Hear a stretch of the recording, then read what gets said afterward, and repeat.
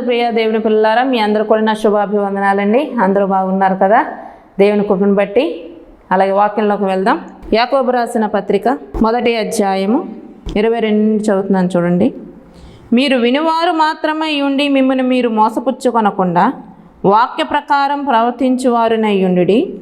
ఎవడైనను వాక్యమును వినువాడయ్యుండి దాని ప్రకారం ప్రవర్తింపని వాడైతే వాడు అద్దములో తన సహజ ముఖమును చూచుకుని మనుష్యుని పోలి ఉన్నాడు. వాడు తను చూచుకొని అవతలికి పోయి తానిట్టివాడో వెంటనే మర్చిపోవును కదా. ప్రార్థన చేసుకుందాం. మహాగణుడా, పరిశుద్ధుడా, ప్రేమ కలిగిన తండ్రి, నీ కొందనాలకు నిలబడిన నలుపురాన యోగ్యులను ఎందుకు పనికిరా నిలబెట్టిన దేవా, నీ కొందనాలు అయ్యా. ఇది వాక్యవర్తంలోనే వెళ్ళిచుండగా నా శరీర ప్రాణాత్మని చేతులకు అప్పగిస్తున్నాను. మాట్లాడేది నేను కాదు నాయన, నా ముఖాంతరం సూటిగా తేడగా మీరే బిడ్డలందరితో మాట్లాడమని నాయన, మీరే నాయన వాక్యానుసారమైన జీవితాలు అందరూ జీవించే కృప దయచేయమని యేసు పరిశుద్ధ నామమున వేడుకొని ప్రార్థిస్తూ ఉన్నాను పరమ తండ్రి, ఆమేన్. వాక్యాన్ని చాలా వాటితో పోల్చారు కదండి. అలాగే వాక్యాన్ని అద్దంతో కూడా పోల్చారు. ఇప్పుడు మన ఇళ్ళల్లో ప్రతి ఒక్కరి ఇళ్ళలో అద్దాలు ఉంటాయి. అద్దాలు లేని ఇళ్ళే ఉండవు. ఇదివరకంటే చిన్ని గోడ తలుచుకుని అద్దాలు వచ్చేవి. ఇప్పుడు బీరువాకు ఒక అద్దం, డ్రెస్సింగ్ టేబుల్స్ వస్తే డ్రెస్సింగ్ టేబుల్స్కో అద్దం, మనిషి ఎంత ఉంటే అంత పొడుగు అద్దాలు వచ్చేస్తున్నాయి.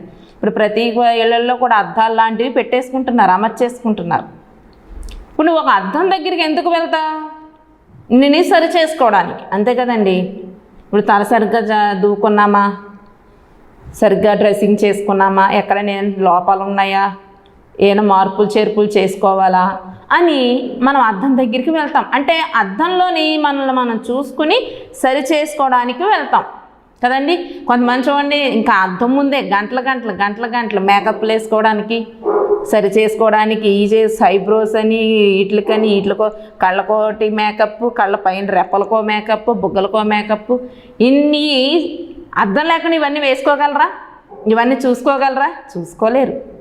ఒక అద్దం ముందుకి ఈ భౌతికమైన పై శరీరంలో ఏమైనా లోపాలు ఉన్నాయా, ఏమైనా సరి చేసుకోవాల్సినవి ఉన్నాయా అని మనం ఒక అద్దం దగ్గరికి వెళ్ళి సరి చేసుకుంటూ ఉంటాం. కొంతమంది ప్రయాణాలు చేసినప్పుడు కూడా, కొంతమంది అయితే హ్యాండ్ బ్యాగ్స్లో కూడా చిన్న అద్దాలు పెట్టుకుని వెళ్తూ ఉంటారు.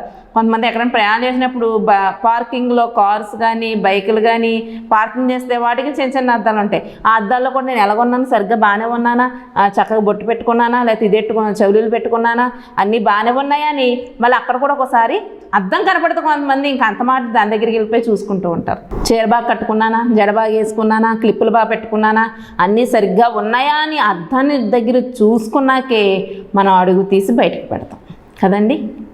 అంటే మన భౌతికమైన పై రూపంలోనివి ఏమన్నా లోపాలున్నాయి సరి చేసుకుని అప్పుడు మనం బయట అడుగు పెడతాం. ఎలా పడితే అలాగా సింపుల్ జుట్టు వేసుకుని అద్దం దగ్గరికి వెళ్ళకుండా ఎలా పడితే అలా కట్టేసుకుని ఎలా పడితే అలాగా మనం వెళ్ళిపోతామా? వెళ్ళము, సరి చేసుకుంటాం కదండి. అలాగే మన యొక్క భౌతికమైన శరీరం పై రూపము ఎలా ఉందో చూసుకుని నువ్వు బయటికి వెళ్ళినప్పుడు మరి నీ ఆత్మీయమైన జీవితం ఎలా ఉందో సరి చూసుకోవాలంటే మనం ఎక్కడికి వెళ్ళాలి? వాక్యం దగ్గరికి రావాలి. వాక్యం దగ్గరికి వెళ్ళి మనం సరి చేసుకోవాలి. మన ఆత్మీయ జీవితం ఎలా ఉంది? బాగానే ఉందా? అంతా సరి చేసుకుంటున్నామా? ఇప్పుడు పై రూపంలో భౌతికమైన జీవితంలో భౌతికమైన ఈ పై రూపాలనే ఎన్నో రకాలుగా సరి చేసుకుని వెళ్తున్నప్పుడు మన అసలమైన ఆత్మీయ జీవితాన్ని మరి సరి చేసుకోవడానికి ఏ అద్దం దగ్గరికి వెళ్తున్నారు? అసలు వెళ్తున్నారా? మీ ఆత్మీయ జీవితాన్ని సరి చేసుకుంటానికి వాక్యం అనే అద్దం దగ్గరికి వెళ్తున్నారా? ఈరోజు చాలామంది వెళ్ళటం లేదండి. ఎందుకు తెలుసా? వాక్యం అనే అద్దం దగ్గరికి వెళ్తే అందులో ఎన్నో లోపాలు మనలో కనపడతాయి. అవి సరి చేసుకోవడానికి ఇష్టం పడక ఆ వాక్యం అనే అద్దం దగ్గరికి వెళ్ళలేకపోతున్నారు. ఈరోజు ఎంతమంది యవ్వన బిడ్డలు వాక్యం చదువుతున్నారు? ఎంతమంది యవ్వన బిడ్డలు ఎక్కువసేపు వాక్యాన్ని ధ్యానిస్తూ ఉన్నారు? ఆ వాక్యంలో వచ్చిన మాటలను వారి జీవితాల్లో తీసుకుని సరి చేసుకుంటున్నారు? బహు తక్కువ మంది ఉండరు. ఎందుకంటే వారి యొక్క యవ్వన జీవితాన్ని వాక్యం దగ్గరికి వెళ్తే వాళ్ళు ఉన్న లోపాలు ఎక్కువ చూపిస్తే మళ్ళీ ఆ రీతిగా బ్రతకాలంటే కష్టం. లోకంలో ఉన్న ఎంజాయ్ చేయాలి, అక్కడికి వెళ్ళాలి, ఎక్కడికి వెళ్ళాలి, ఇలా తిరగాలి. లోకంలో ఎంతోమంది చక్కని మోడల్ డ్రెస్సులు వేసుకుంటున్నారు, మోడల్గా రెడీలు అవుతున్నారు, బ్యూటీ పార్లర్కి వెళ్ళి అవి చేయించుకుంటున్నారు, ఇవన్నీ చేసుకోవాలి. అమ్మో వాక్యం అని అతని దగ్గరికి వెళ్తే అవన్నీ మేము మానేయాలి, అమ్మో మాకు కుదరదు. అనుకుని ఈరోజు చాలామంది ఈ వాక్యం అనే అర్థం యొద్దకు రాలేకపోతున్నారు. నువ్వు ఈ వాక్యం అనే అర్థం యొద్దకు రాకపోతే నీ జీవితం ఎలా సరవుతుంది? నీ ఆత్మీయ జీవితం ఎలా సరవుద్దు? నువ్వు ఎలా నీ జీవితాన్ని మార్చుకోగలవు? రేపొద్దున ఆయన రాజ్యానికి ఎలా చేరగలవు? వస్తున్నావా? ఈ వాక్యం అనే అర్థంలో నిన్ను చూసుకుంటున్నావా? నువ్వు చూసుకోవట్లేదు. భౌతికమైన బయట అద్దాల్లో చూసుకుని బయట శరీరాన్నే సరిచేసుకుని వెళ్తున్నావే తప్ప నీ ఆత్మీయ జీవితాన్ని సరిచేసి ఈ అర్థం యొద్దకు రాలేకపోతున్నావు. కానీ మన జీవితాలని బాగు చేసేది, మన ఆత్మీయ జీవితాన్ని నిలబెట్టేది, ఎదిగింపచేసేది ఈ వాక్యమే. రావాలి, ఈ వాక్యం యొద్దకు రావాలి, చదవాలి, ధ్యానించాలి. ఇందులో లోటుపాట్లు ఏంటో మనం తెలుసుకోవాలి. మన జీవితాన్ని ఎలా నడిపించుకోవాలో చెప్తుంది ఈ గ్రంథం. మనం ఎలా ఉండాలో చెప్తుంది ఈ బైబిల్ గ్రంథం. ఇందులో ప్రతి మాట కూడా దేవుడు మనతో మాట్లాడతాడు. ఆ మాటకు మనం ఏమవ్వాలి? లోబడాలి. చక్కగా కీర్తన గ్రంథంలో 119వ అధ్యాయం ఉంటుంది చూడండి. 119వ అధ్యాయము 9వ వచనం చూడండి. యవ్వనస్తులు దేని చేత తమ నడత శుద్ధిపరుచుకుందురు? నీ వాక్యమును బట్టి దానిని జాగ్రత్తగా చూచుకునేట చేతనే కదా. యవ్వనస్తులంట వారి యొక్క నడతను శుద్ధిపరుచుకుందనంటే వారి నడత కరెక్ట్గా నడవడానికి దేని ద్వారానంట? వాక్యం ద్వారానంట. వాక్యం ద్వారానే కదా. నేను చెప్పే మాటలు కదా, మీకు రుజువు చూపిస్తున్నాను. 119వ కీర్తన 9వ వచనం చదువుతున్నాను చూడండి. యవ్వనస్తులు దేని చేత తమ నడతను శుద్ధి చేసుకుందురు? వారి యొక్క నడతను, వారి యొక్క ప్రవర్తనను, వారి యొక్క ప్రతి కార్యమును చెడ్డ మార్గంలోనికి వెళ్లకుండా వేటి ద్వారానంట వారు శుద్ధి చేసుకోవాలి? నీ వాక్యమును బట్టి దానిని జాగ్రత్తగా చూంచుకొనుట చేతనే కదా. అంటే వాక్యం మనల్ని ఏం చేస్తుందండి? మనల్ని శుద్ధీకరిస్తుంది. వాక్యం ఏం చేస్తుంది?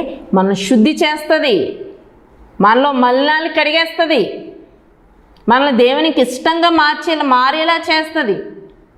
యవనస్తులు ఏంటో వారి యొక్క నడతలను, నడవడికలను వాక్యంతోనే శుద్ధి చేసుకుంటారంటండి. మరి నువ్వు దేని చేత శుద్ధి చేసుకుంటున్నావు?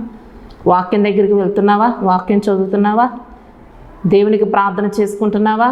వాక్యంలో వచ్చే ప్రతి మాటను బట్టి ఆ వాక్యానుసారంగా జీవిస్తూ ఉన్నావా? వాక్యానుసారంగా నడుస్తూ ఉన్నావా? ఒకసారి జ్ఞాపకం చేసుకో. దేని ద్వారానంట? నీ వాక్యమును బట్టే దాన్ని జాగ్రత్తగా చూచుకుంటే చేతనే కదా. అలాగే ఆ కింద వచనాలకి 11వ వచనం చదివితే, నీ ఎదుట నేను పాపము చేయకుండానట్లు నా హృదయములో నీ వాక్యం ఉంచుకొని ఉన్నాను. మనం పాపము చేయకుండా ఉండాలంటే మన హృదయంలో ఏముండాలి? వాక్యం ఉండాలి. మరి నీ హృదయంలో ఏముంది? వాక్యం ఉందా? లేదు. ఈరోజు చాలామంది హృదయాల్లో ఏ సినిమాకి వెళ్దామా, ఏమి తిందుమా, ఏమి త్రాగుదుమా, ఏమి ధరించుకుందామా, అవి కొనుక్కుందామా, ఇవి కొనుక్కుందామా, లేదా కొంతమంది హృదయాల్లో ఆ అబ్బాయి, లేదా ఆ అమ్మాయి, లేదా ఆ హీరో, ఆ హీరోయిన్, ఆ సినిమా, ఇవే మన హృదయాల్లో భద్రపరుచుకుంటున్నాము. కానీ ఈరోజు ఎంతమంది వారి హృదయాల్లో వాక్యాన్ని భద్రపరుచుకుంటున్నారు? ఎవరు హృదయాల్లో వాక్యాన్ని ఉంచుకుంటున్నారు? ఎంతమంది ఈరోజు వాక్యానుసారమైన జీవితాలను జీవిస్తున్నారు? ఒకసారి ఆలోచించండి. దేవుని వాక్యం చెప్తుంది, నేను పాపము చేయకుండానట్లు నా హృదయములో నీ వాక్యం ఉంచుకొని ఉన్నాను. అంటే నీ హృదయములో దేవుని వాక్యం ఉంటే, దేవుని భయం ఉంటే నువ్వు పాపం జోలికి వెళ్ళవు. నువ్వు పాపం చేస్తున్నావంటే నీ హృదయం ఏమి లేదు, వాక్యము లేదు, దేవుని యందు నీకు భయము లేదు. ఈరోజు ఎంతమంది దైవజనులు బోధిస్తున్నారండి, పాపం జోలికి వెళ్ళకండి, పాపము చేయకండి, దేవుని సన్నిధికి రండి, దేవుని వాక్యాన్ని చదవండి, మీ హృదయాల వాక్యాన్ని భద్రపరచుకోండి, వాక్యానుసారమైన జీవితాలు జీవించండి అని చెబుతుంటే ఎంతమంది లోబడుతున్నారు? ఎంత చెప్పినా నరకమంటూ ఉంది, నరకానికి వెళ్ళిపోతారు, జాగ్రత్త, మీ బ్రతుకులు మార్చుకోండి అన్న ఎంతమంది వింటున్నారు? ఎంతమంది ఆ వాక్యానుసారంగా జీవిస్తారు? ఆ మందిరంలో ఉన్నంతసేపు మళ్ళీ దాటి వెళ్ళిపోయాక వాళ్ళు అలాగే చెప్పుకుంటారులే, నరకం ఉందో లేదో ఎవరు చూసి వచ్చారు, ఇప్పుడు కాకపోతే ఎప్పుడు మనకు నచ్చినట్టు బ్రతకాలి, అవన్నీ కట్టుకుని పత్తం చేయడం మాకు మా వల్ల అవదు, మాదందాపన మాదే, మా పనులు మా ప్రవర్తన మాదే, మా నడవడిక మాదే, వాక్యాలకి లేదు, ఇలా వినేసి ఇలా విడిచిపెట్టేస్తారు, ఇష్టానుసారంగా బ్రతుకుతారు. వారిలో ఏమి లేదు, వారి హృదయంలో వాక్యం లేదు, దేవుని భయము లేదు. అవును, నిజమే, నరకానికి వెళ్ళిపోతాం. అమ్మో, యుగయుగాలు అక్కడ మనం కాలిపోవాలి, అక్కడ నరకంలో కాలిపోవాలి, వేదన అని ఎన్నిసార్లు ఇంతమంది దైవజనులు చెబుతున్నాను, ఆయన వినటం లేదు. అమ్మ, నా ఈసారి నేను బ్రతుకు మార్చుకున్న పాప జీవితాన్ని విడిచిపెట్టేసి దేవునికి ఇష్టంగా నేను బ్రతకాలి అని అనుకున్న వాళ్ళు ఎంతమంది ఉన్నారంటారు? తక్కువ. మరి నీ హృదయంలో ఏముంది? దేవుని వాక్యం ఉందా? దేవుని మాటలు నీ హృదయంలో భద్రపరుచుకుంటున్నావా, దాచుకుంటున్నావా? ఒకసారి ఆలోచించు, నీ హృదయంలో ఏముంది? దేవుని వాక్యం ఉందా? దేవుని వాక్యం అంటే నువ్వు పాపం జోలికి వెళ్ళవు. నువ్వు పాపం చేస్తున్నావంటే నీ హృదయంలో వాక్యం లేదు. ఇక్కడ దేవుని వాక్యం సెలవిస్తుంది ఏమని? నీ ఎదుట నేను పాపము చేయకుండానట్లు నా హృదయంలో నీ వాక్యం ఉంచుకొని ఉన్నాను అని ఇక్కడ ఆ దేవుని వాక్యము సెలవిస్తూ ఉంది.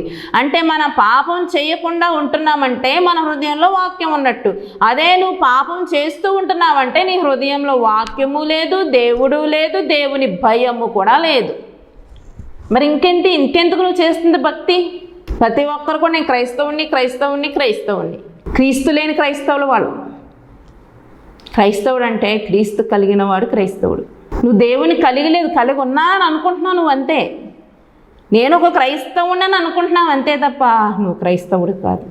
పాపం చేస్తూ ఉంటే, దేవునికి విరుద్ధమైన పనులు చేస్తుంటే నువ్వు దేవుని బిడ్డవేంటి?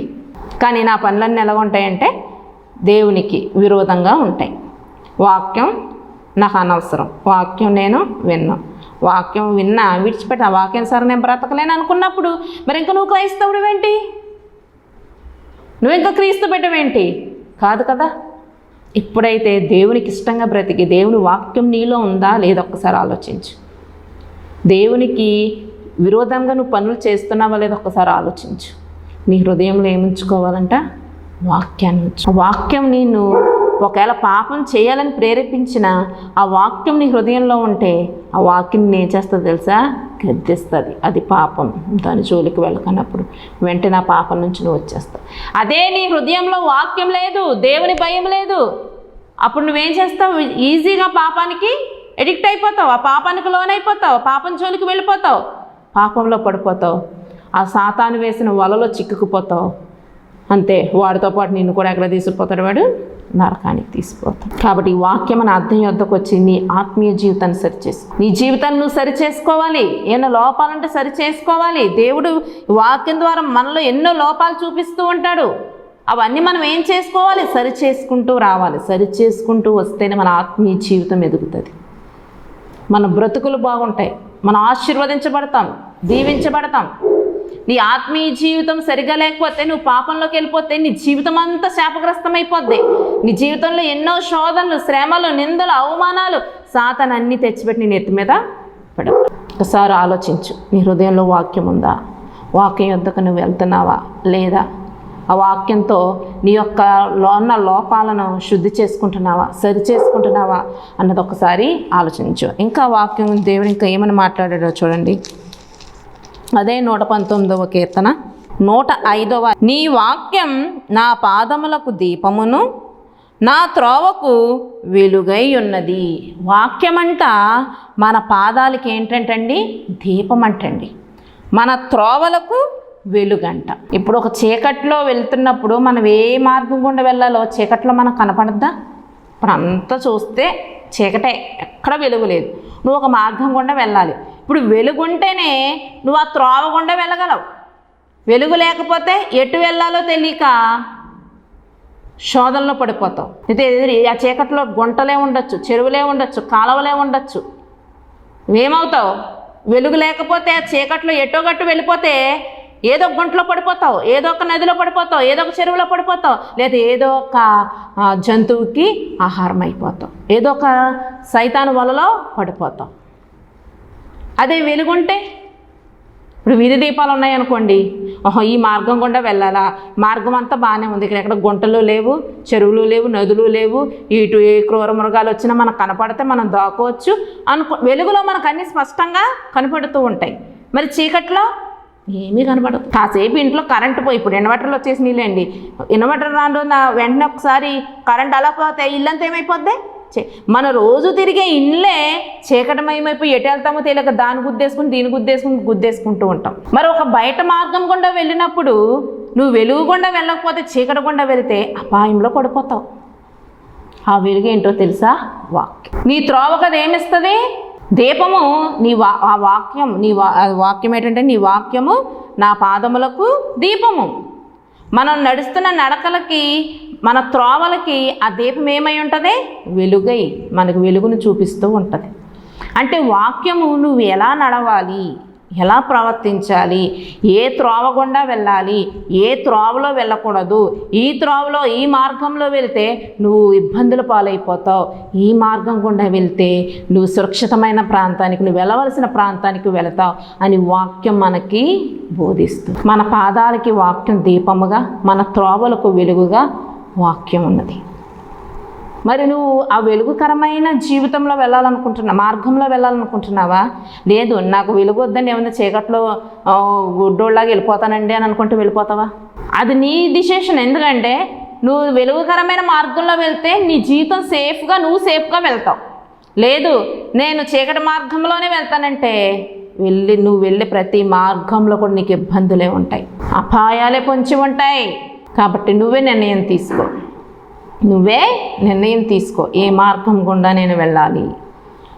చీకటి మార్గం గుండా నేను వెళ్ళాలా?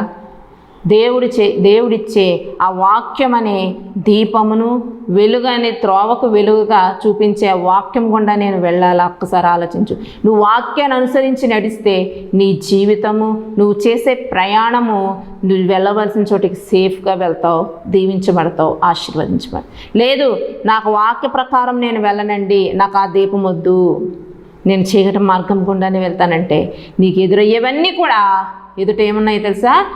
సమస్యలు, అపాయాలు, నిందలు, అవమానాలు, భయంకరమైన పరిస్థితులు గుండా నువ్వు వెళ్తావు. కాబట్టి నువ్వే చేసుకో ఏ మార్గం గుండా నేను వెళ్ళాలో, ఏ త్రోవలు గుండా.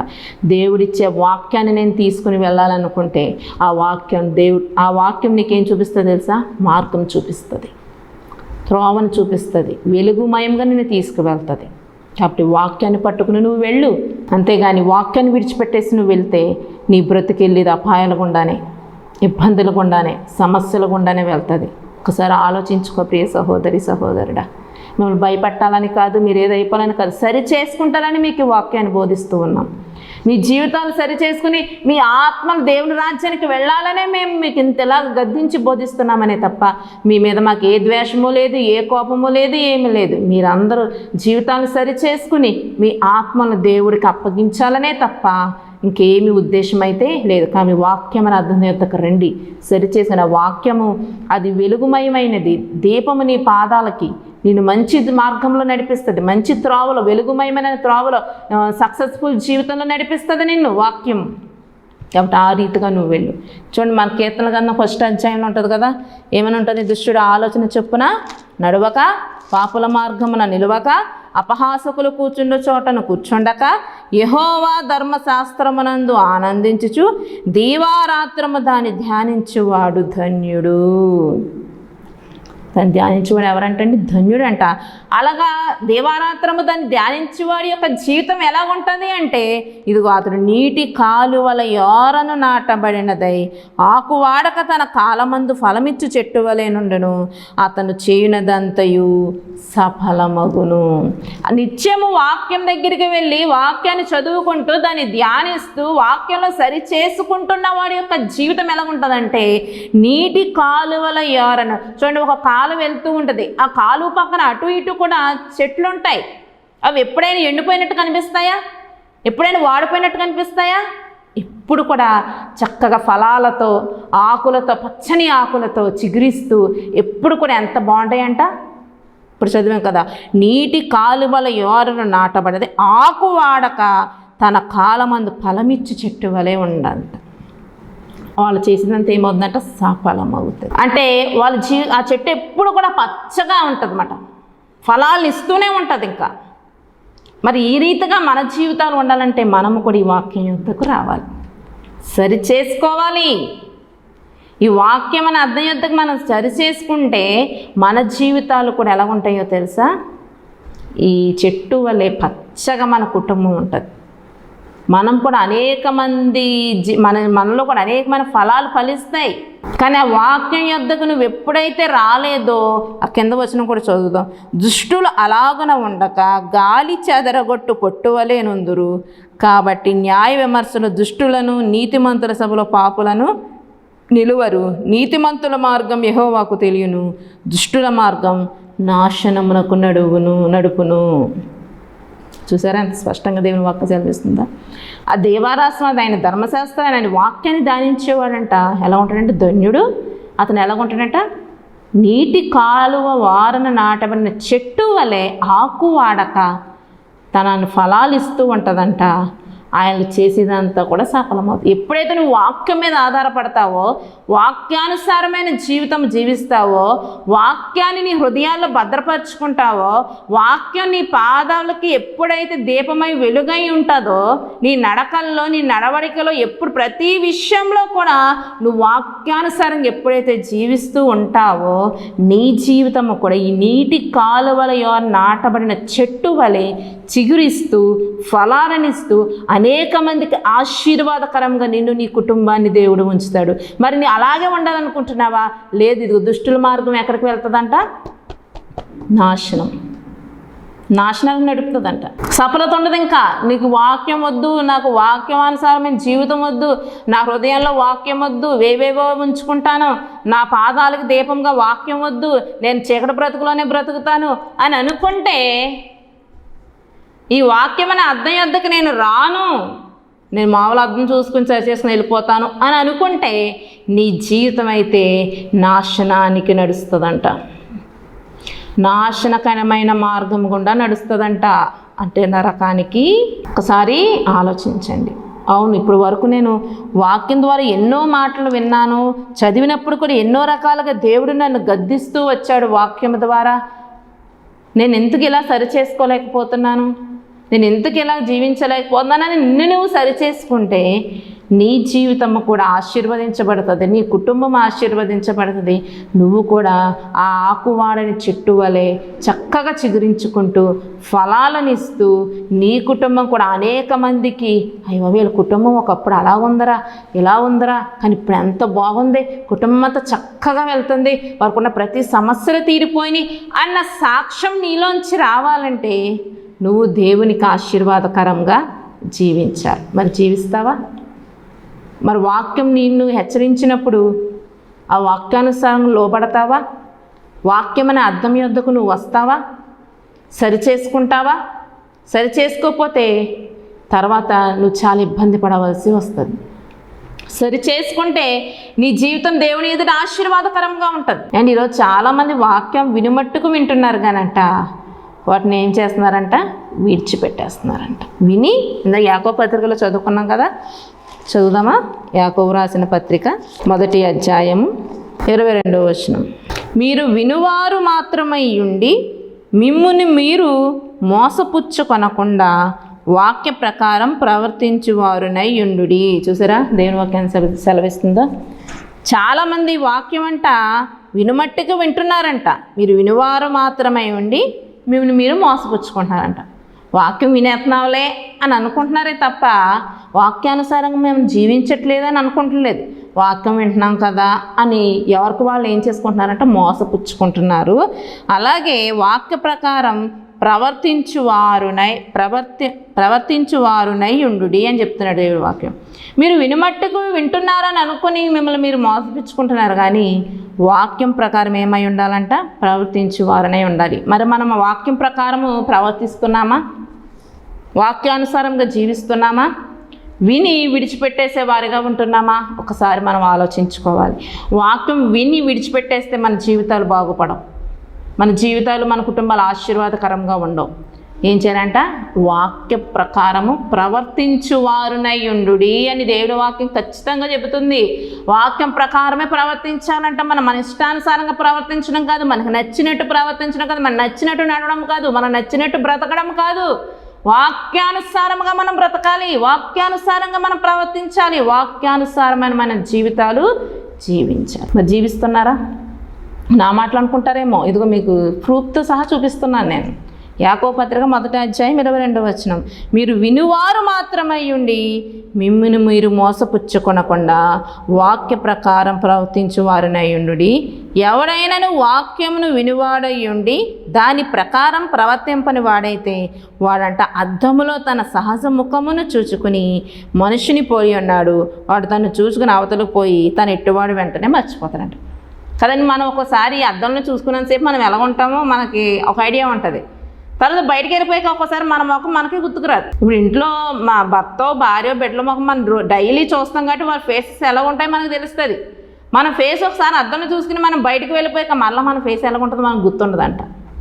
వాక్యం విని విడిచిపెట్టేసేవారు కూడా అటువంటి వారే అని దేవుడు చెబుతున్నాడు. వింటున్నావు, బయటికి వెళ్ళాక ఆ వాక్యం ఏమవుతుంది, నీకు గుర్తుంటలేదు, మర్చిపోతున్నావు, ఆ వాక్యానుసారం జీవించట్లేదు. అది చెప్తున్నాడు ఆయన. మరి ఇప్పుడు వరకు ఎలా బ్రతుకో, ఎలా ప్రవర్తించో, నీ ప్రవర్తన ఎలాగుంది, వాక్యానుసారంగానే ఉంది. వాక్యం ఎన్నో మనకు బోధిస్తూ ఉంది, ఎలా ఉండాలి, అలా ఉండాలి, అలా చేయాలి, ఎలా చేయాలి. ఎన్ని చెప్తున్నా విని విడిచిపెట్టేసేవారుగా ఉంటున్నాం. ఆ విన్న వాక్యాన్ని మన హృదయాల్లో భద్రపరుచుకుని ఆ వాక్యానుసారంగా జీవించేవారు ఎంతమంది? బహు తక్కువ మంది. వాక్యానికి లోబడేవారు ఎంతమంది? బహు తక్కువ మంది. అలాగే ఉంటాయి బైబిల్లో మాటలు, బైబిల్లో వాక్యాలు. లోకంలో ఉన్నాక లోకంలో ఉన్నాయి పాటించాలి కదా, లోకంలో ఉన్నాక లోకంలో ఉన్న ఆచారాలు పాటించాలి కదా. మరి ఇంకేమింటున్నావు నువ్వు? వాక్యం చెబుతాడు దైవజనుడు, అమ్మ లోకంలో ఉన్న ఆచారాలు మనము పాటించకూడదు. నక్షత్రాలు, ముహూర్తాలు, తిథులు, వాస్తులు, మంచి రోజులు, చెడ్డ రోజులు, ఇవేమి దేవుడు పాటించమని చెప్పలేదమ్మా. ఇవి మనం పాటించనక్కర్లేదు. మనం ఎప్పుడైనా దేవుణ్ణి నమ్ముకున్నామంటే వేరుబాటు జీవితం మనకు ఉండాలి. వాళ్ళతో వాళ్ళు ఏం చేస్తున్నారు మనం అయ్యే చేస్తే ఇంకా మనకే వాళ్ళకి తేడా ఏంటి? అంతే కదండి. ఇప్పుడు నీకు పెళ్ళైనా ఫంక్షన్ అయినా ఏదైనా పెట్టుకోవాలన్నా దేవుని నమ్ముకున్న బిడ్డలు ఎవరి దగ్గరికి వచ్చి సంప్రదించాలి? దైవజనుల దగ్గరికి రావాలి. కానీ దేవుని నమ్ముకున్న వాళ్ళు, దేవుని సన్నిధికి వస్తున్న వాళ్ళు, శరీర రక్త మాంసాలు పొందుకుంటున్న వాళ్ళు, దేవుని వాక్యాన్ని వింటున్న వాళ్ళు ఇంట్లో కార్యక్రమం వచ్చినప్పుడు ఎక్కడ పరిగెడుతున్నారంటే ముహూర్తాలకు పరిగెడుతున్నారు. ఇంకేది నువ్వు వాక్యానుసారంగా జీవించడం? దైవజనుడు గొంతు చించుకుని మనం అవి చేయకూడదు చేయకూడదు చేయకూడదు అని చెప్తున్నా నువ్వు ఎక్కడికి వెళ్తున్నా? ఇంకా నువ్వు వాక్యానుసారంగా ఎక్కడ ప్రవర్తించినట్లు, వాక్యానుసారంగా ఎక్కడ బ్రతికినట్లు, వాక్యానుసారంగా జీవితం ఎలా జీవించినట్లు ఉండదు. అవి కరెక్ట్గా ఆ ముహూర్తానికి పెట్టేయాలంటండి, అలాగే పెట్టేయాలంటండి, ఇలాగే చేయాలంటండి, ఈరోజే మంచిదంటండి, ఈరోజే చేయాలండి. వాళ్ళు ఎట్టి ఎప్పుడు పెడతారు తెలుసా? ఖచ్చితంగా ఆదివారం అట్లా పెడతారు. దేవుడు ఆదివారం నాది, ఇది ఆ దినం ఎవరిదే? దేవుడిది. ఆ దినం అసలు ఏమీ చేయకూడదు, ఆ దినం నాకు ఇవ్వాలి అని అంటే ఆ రోజే పెడతారు ఫంక్షన్లో. అండ్ ఆదివారం నాడు మీరు ఫంక్షన్లో అయ్యి పెడితే దైవజనులు ఇక్కడ ఆరాధన చూసుకోవాలా, మీ ఫంక్షన్ కాడికి ఎవరు రావాలా? రాకపోతే మళ్ళీ ఏం చేసేదా? కోపాలు. ఇంత ఫంక్షన్ పెట్టుకున్నాం ఈ ఆటకి, అక్కడ చిన్న ప్రార్థన చేసి వచ్చేసి ఇక్కడ పెట్టకూడదా కూటం? అది నీకు అర్థమైంది. పెట్టలేదు. కొంతమంది ఇంకా సంఘం పాడైపోద్దని కాసేపు ఇక్కడ నడిపించి అక్కడికి వెళ్తారు. కొంతమంది వెళ్ళకపోతే మళ్ళీ వారం నుంచి కనపడరు, ఇంకా పాస్టర్ గారిని మీరు మార్చేస్తారు. అంటే వాళ్ళకి నచ్చినట్లు మనం చెయ్యాలి, దైవజనులు చెయ్యాలి. వాళ్ళు ఏం చెప్తే వాళ్ళు చెప్పారు. దైవజనుల మాటకు లోబడేవారు లేరు, వాక్యానికి లోబడేవారు లేరు, వాక్యానుసారంగా ప్రవర్తించేవారు లేరు. మరి ఈరోజు మరి మీరు ఎలాగున్నారు, మనం ఎలాగున్నాం ఒక్కసారి ఆలోచించండి. వాక్యం మన అర్థం యొద్దకు వెళ్దాం, మన జీవితాలను సరిచేసుకుందాం, మన జీవితాలను మన కుటుంబాల ఆశీర్వాదకరంగా ఉంచుకుందాం. అట్టి కృపదేవాతి దేవుడు మన అందరికీ దయచేయునుగాక. ఆమేన్. ప్రార్థన చేసుకుందాం. మహాగణుడా, పరిశుద్ధుడా, నీకు వందనాలు. ఇప్పటి వరకు నాయన, అవును, వాక్యం మన అర్థం యొద్దకు వెళ్ళి మమ్మల్ని సరిచేసుకోమని ఎంతగా చక్కని మాటలు మాకు బోధించావు. ఆ రీతిగా మేము బ్రతకాలి ప్రభువా, వాక్యానుసారంగా మేము జీవించాలి. విని విడిచిపెట్టేవారుగా కాకుండా వాక్యానుసారమైన ప్రవర్తన మేము ప్రవర్తించే మనస్సులు మా అందరికీ దయచేయమని. ఎంతమంది బిడ్డలు విన్నారు వారందరూ కూడా వాక్య హృదయాలు భద్రపరచుకున్నాను. కృప అనుగ్రహించు. యేసు పరిశుద్ధ నామమున వేడుకొని ప్రార్థిస్తూ ఉన్నాను పరమ తండ్రి. Praise the lord.